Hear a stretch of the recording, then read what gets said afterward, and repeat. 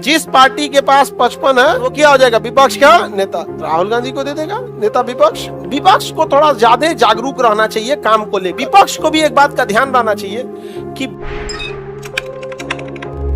विपक्ष के नेता तो रहबे करेंगे, 1/10 सीट चाहिए कम से कम। बताओ 545 सीट है टोटल, 1/10 का मतलब हो गया 54.5 यानी 55। जिस पार्टी के पास 55 है, जिसके पास क्या है 55, वो क्या हो जाएगा, विपक्ष का नेता। विपक्ष के नेता का पावर कैबिनेट मंत्री के बराबर होता है। अगर कोई विदेशी राष्ट्रपति आएगा तो प्रधानमंत्री से मिलेगा तो नेता विपक्ष से भी मिलेगा। अगर उस विदेशी मेहमान को भोजन के लिए बुलाया जाएगा तो प्रधानमंत्री रहेंगे तो नेता विपक्ष भी रहेगा।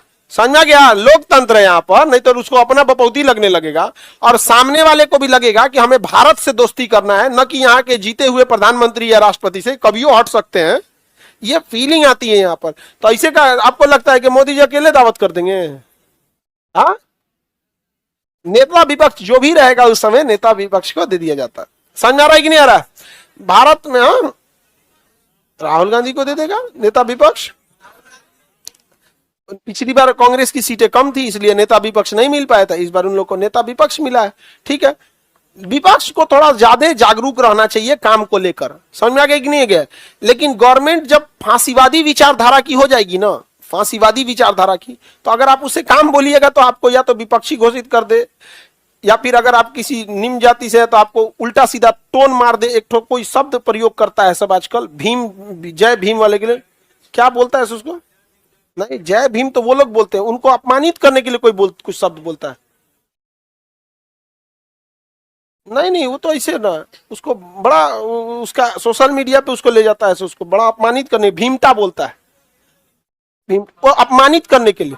हाँ, भीमाट अपमानित करने के लिए बोलता है। आप सवाल पूछिएगा ना, अगर आप निम्न जाति से तो आपको अपमानित करने के लिए बोल देगा, ना तो फिर आपको पाकिस्तानी घोषित कर देगा, जिहादी घोषित कर दे, विपक्षी घोषित कर दे।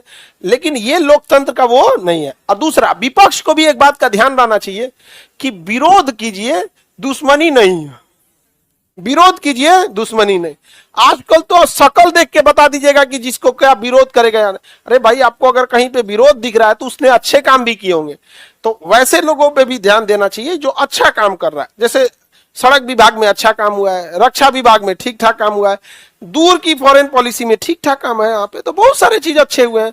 जो गड़बड़ हुए हैं, आप पब्लिक का काम क्या होता है, उसको जागरूक करना, उसको दिखाना, ताकि उस पर ज्यादा फोकस किया जा सके। लेकिन भारत में तो जानते हैं अभी मेच्योरिटी की क्या है, कमी है।